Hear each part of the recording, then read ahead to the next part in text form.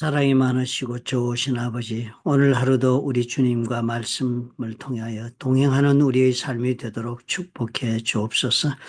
말씀을 통해 우리가 깨닫게 도와주시고 또 깨달은 만큼 삶에 주님이 적용이 가능하도록 주님께서 우리 마음을 열어주시며 또 지켜주옵소서. 예수님 이름으로 기도합니다. 아멘. 2월 20일입니다. 누가복음 9장 51절부터 62절의 말씀입니다. 예수님께서 이제 자신이 앞으로 어떻게 될 것인지에 관한, 즉 예수님의 그 구원의 사역, 십자가에 올라가실 그리고 또 부활하시는 이 사역 전체에 관하여 점차적으로 계시를 해 주십니다. 조금씩 알려주십니다. 제일 먼저 예수님이 한 것은 말씀을 통해서 천국의 삶이 무엇인가를 말씀해 주시면서 그래 천국의 백성이 되는 길을 가르쳐 주시는 일을 시작하시더니 이런 모든 일을 전하고 있는 예수님의 아이덴티티를 그때그때마다 보여주시는 기적도 행하시고 뭐 여러 가지 일을 하셨습니다. 그러면 사람들은 점점 배우기 시작했습니다. 이분이 과연 누구신가? 하는 데 대한 것을 깨닫기 시작하면서 이제 제자들에게 이때가 되어서 예수님은 누구신가를 이제 알게 되었으니까 제자들이 그때부터 본격적으로 예수님이 이제 십자가에 올라가실 것을 얘기하시고 그 길을 준비하시면서 가는 길입니다. 그래서 이제 예루살렘으로 올라가기로 굳게 결심했다. 굳게 결심 필요하지요. 이 길을 가시니까. 그래서 이제 가는데 가서 이제 사마리아를 통과하게 돼요. 우리가 이 내용은 잘 아시죠. 유다 땅은 남쪽에 있고 사마리아가 중간에 있고 갈릴리가 북쪽에 있고 이렇게 있습니다. 그런데 이제 갈릴리에서 예루살렘을 향해서 가면 옛날엔 우리나라에서도 그렇게 말한 걸로 아는데요. 수도가 되는 예루살렘 성전이 있으니까 예루살렘이 지형적으로 높아서 그렇기도 하다 뭐 이렇게 이해들을 하시는데 그것보다는 관습상 수도가 있는 곳이 가장 높은 곳입니다. 그리고 우리는 서울 간다 그러면 이북에서 내려와도 서울로 내려간다 안 그러지 않습니까? 서울 올라간다 그러잖아요. 그러니까 이 수도가 있는 경우가 가장 정신적으로 높은 곳이 있으니까 언제나 표현할 때 올라간다고 표현합니다. 그러니까 예수께서 예루살렘에 올라가기로 결심하고 어디를 지나셨냐 하면은 사마리아 땅을 지나신 거예요. 사마리아를 통과해서 예루살렘으로 가는 것이니까 지금 갈릴리에서 가고 계신 것이 분명해 보이네요. 그러니까 사마리아 통과하지 않을 수가 없잖아요. 사마리아는 사마리아인들, 즉 혼혈 유대인들이 살고 있는데 그 유대인들은 뭐 북왕국 이스라엘이 망하고 그다음에 생겨난 혼혈족들입니다. 그래서 살고 있는데 그 혼혈 유대인들이 특징적인 것이 예루살렘 성전에 가서 예배 드리지 않고 그리심산에서 자기들이 성전 만들어 놓고 제사를 지냈습니다. 그러니까 예배 드리는 곳이 자기들은 따로 있고 이래서 예루살렘에 예배를 드리는 유대인들과는 굉장히 어떤 면에서는 신앙적 면에서 적대적일 수 있고 또 그리고 서로 무시하는 그런 관계에 있었습니다. 유대인들도 사마리아를 무시하고 그래서 사마리아를 통과했지만 예수님은 전혀 그런 것을 개의치 않고 지나갔는데 그들이 영접해 주지 않으니까 야고보와 요한이 이 사람들 뭐 예수님 받아들이지 않는다면은 불을 명하여 하늘로부터 내려 저들을 멸하라. 그랬으면 어떻겠습니까? 그렇게 얘기를 한 것입니다. 엘리야가 하늘에서 불을 내려가지고 바알과 아세라의 제사장들 다 불태워 죽이고 그러지 않았습니까? 그랬으니까 그걸 지금 얘기를 하는 것입니다. 엘리야처럼 그렇게 불을 내려서 제사 지낼 때 그 제물을 다 불태우고 했던 것처럼 그렇게 하는 것이 어떻게 했느냐. 그러니까 예수께서 그렇게 하지 마라. 돌아보고 꾸짖으셨다. 그리고 함께 다른 마을로 가셨다 그랬습니다.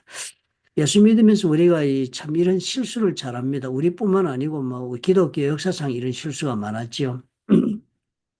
주님은 이 땅에 오신 목적이 구원을 하시기 위해서 오셨습니다. 파괴시키고 멸망시키고 심판하러 오시지 않으셨잖아요.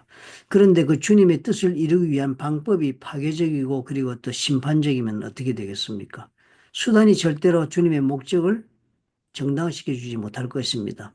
구원하기 위해서 나는 너를 파괴시키겠다. 이런 말은 있을 수 없는 것입니다. 그러니까 우리가 정말 예수 믿는다 하면서도 우리가 이런 경우가 대단히 많습니다. 목적인 구원을 위해서 우리가 말을 하고 구원을 위해서 우리가 시작을 해놓고는 쓰는 방법은 대단히 파괴적일 수가 있는데 그것은 주님이 지적하시는 잘못이라고 오늘 보여지지 않습니까? 목적이 있어요. 거룩하다면 수단도 거룩해야 되는 것입니다. 목적에 합당한 수단을 해야 되는 것이고 수단이 목적에 위배되는 방법이 돼서는 안 되는 것이다 하는 것을 우리가 봅니다. 이 초기 기독교 때 우리가 십자군 원정도 이런 데 우리가 그 문제가 있지 않아요? 십자가 원정을 통해서 그것이 숭고한 예루살렘 성을 탈환해서 우리 종교의 자유를 뭐 보호하고 이런 것이 있었던 것이 아니라 정벌하고 싸우고 하면서 십자군 정벌 때 굉장히 무슬림에게 포악한 역사가 많았습니다. 그래서 그 적대 관계가 아주 깊어지지 않았습니까? 그러니까 절대로 이렇게 아무리 거룩한 목적이 있다 할지라도 폭력이나 혹은 또 파괴적인 방법으로 그 목적을 달성하면 그 목적은 결코 이루어지지 않는다는 것 주님 오늘 우리에게 가르쳐 주시네요. 공산주의들 그리고 좌파들이 문제가 뭐예요? 목적을 위해서는 수단과 방법을 가리지 않는 것입니다. 이것이 대단히 우리 하나님의 방법과 위배되는 방법. 그럼 그게 무슨 방법이에요? 사단의 방법이지요. 그 다음에 이제 전혀 다른 또 이야기가 나옵니다. 주님을 따르는 자들의 이야기가 나오는데요.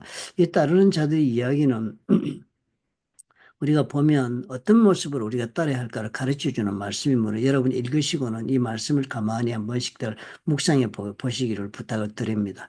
첫째로 우리가 주님을 따른다는 데 마음의 자세가 우리 생각이 결정이 돼야 됩니다. 그것은 뭔가 하면 주님을 따르는 것은 특별한 그 권리다. 특별한 선택권이다. 프리빌리지다. 특권이다 하는 것을 우리가 알아야 합니다. 주님을 따르는 것이 내 희생이다. 나를 버리고 하나님에게 내가 정말 모든 것을 바치는 그런 희생이다. 이렇게 생각하시면 주님을 따를 수가 없습니다. 주님을 따르는 것은 정말 나 같은 존재도 예수를 따라갈 수 있다는 이 놀라운 그런 허락받음에 대한 그런 감사함, 감격이 있어야 됩니다. 나에게 주신 하나님의 특별한 은혜다 하는 것을 우리가 알아야 됩니다. 주님을 누구나 다 따르지 않습니다. 주님께서는 자기를 찾아오는 자마다 다 받아주지 않았습니다. 여러분 우리가 읽어보니 그러지 않았습니까? 누구는 기적을 행했더니 따라오겠다니까 아니다. 집으로 가라 그러지 않았습니까? 주님은 제자들을 선택하고 자기를 따르는 사람은 주님이 선택해서 follow me 나를 따르라. 그래서 이 사람들이 따르는 거지. 자발적으로 예수님 따르겠다고 해서 예수님의 제자가 됐다는 것이 결코 아니었습니다. 그럼 우리가 이 정말 중요한 주님이 나를 제자 삼고 주님을 따르라고 불러주셨다는 것이 엄청난 나에 대한 특별한 하나님의 은혜란 것을 우리가 깨닫는 마음을 가지고 주를 따르는 모습을 생각해야 이것이 이해가 되고 그리고 또 따르는 모습이 제대로 우리가 만들어집니다. 그 첫 번째 사람 보니까 또 따르는 모습 보니까 어떻게 해요? 이 사람 보니까 어디로 가시 내가 따르겠다 그랬지만은 예수님이 그런 사람에게는 이런 말씀을 한 거예요. 여우도 굴이 있고 공중에 새도 집이 있는데 인자는 머리 둘 곳이 없다. 즉 뭐예요?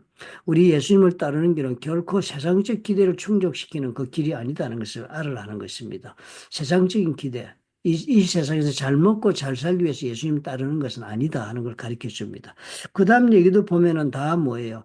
전적으로 충성된 마음으로 따라와야 한다. 그러니까 온 전심을 다해서 따라와야 하지. 무슨 그냥 해파리로 우리 솔로몬처럼 잘 나가다가도 반쪽으로 다 그렇게 되는 그런 마음은 안 된다. 전적인 마음 그리고서 그 길은 어떻게 해요? 자기 부인의 길이 되어야 한다는 내용의 그런 모습들이 보여집니다. 언제나 우리 주님을 따를 때는 우리가 이렇게 따라야 한다는 것 그리고 그것은 특권이다. 특권인 길인 까닭에 이 세상의 그 기쁨을 우리가 얻기 위해서 따르는 길이 아니라 하나님의 나라의 백성의 그 자녀들의 삶을 누리고 기쁨을 누리기 위해 우리가 이 길을 따른다는 그런 놀라운 깨달음이 늘 있다면 주님을 따르는 것이 어떻게 해요? 충성된 마음으로 전심을 다하여 그리고 또 우리 주님 앞에서 내 자신을 부인하고 나에게 요구하시는 십자가를 지는 것을 우리가 기꺼이 선택할 수 있는 그런 따름이 된다 이런 생각이 듭니다. 우리 깊이 오늘은 이 두 가지를 생각해 보십시다. 예수 그리스도께서 말씀하시는 것은 무엇입니까? 구원을 하기 위한 것이 목적이라면 그 방법, 수단도 그 구원하는 방법을 선택해야지 파괴적이서는 안 된다. 이것이 예수 믿는 모든 자들에게 정말 행동을 제약하는 그런 놀라운 그런 기회이 되겠습니다. 그죠? 목표가 거룩하면 수단도 거룩해야 한다. 목표가 정당하다면 수단도 정당해야 한다. 그리고 또 예수님을 따를 때는 전적으로 자기 부인하며 그리고 또 이 세상에 대한 기대를 가지고 따르지 말고 하나님의 나라가 이곳에 이루어지는 기대를 가지고 따라야 한다 하는 것을 우리가 기억하고 오늘 삶을 또 돌아보며 살아가십시다. 사랑이 많으시고 좋으신 하나님 아버지 감사합니다. 주님의 가르치심은 참 많은 것 같고 종류가 다양한 것 같지만 결국은 한 점에서 귀결되는 것을 우리가 깨닫습니다. 주님이 나의 주가 되시고 그리고 또 주님께서 나를 하여금 예수 그리스도를 나의 주로 삼고 살게 하신 것은 놀라운 특별한 하나님의 은혜인 것을 우리가 깨달아서 이 길을 아버지 우리가 어떤 모습으로 커리할 것을 생각하면 이 모든 것들이 다 이해가 되고 또 정리가 되며 또 하나님 아버지 앞에서 우리가 쉽게 따를 수 있는 선택의 길이 된다는 것을 깨닫게 해주시니 감사합니다. 예수님 이름으로 기도합니다. 아멘. 예수를 안 믿어도요, 이 성경에서 가리키는 이 삶의 방식이라는 게 얼마나 고귀합니까? 그래서 이 예수교가, 기독교가 유럽에 전파될 때 유럽이 야만 국가에 해당했습니다. 그렇지만 이 성경의 가르침 때문에 온 나라가 바뀌지 않아요. 지금 법체계가, 서구 법체계가 바로 이 성경의 예수 그리스도에 대한 믿음이 전파되고부터 이렇게 형성되어 온 것을 우리가 안다면은요. 이 하나님의 법은 예수 믿는 사람들에게만 좋은 법이 결코 아니다. 이 세상을 살아가는 모든 사람들, 지혜를 찾고 있는 자들에게도 이 답이, 성경의 말씀이 답이 된다는 놀라운 것을 깨닫습니다. 믿음이 크든 적든 간에 오늘 삶에 이 방법을 한번 그대로 모든 사람들의 관계에서 이 일터에서 한번 적용해 보시기 바랍니다. 하나님 나라의 역사가 아마 임하신 그런 경험을 하는 놀라운 은혜를 입을 것입니다.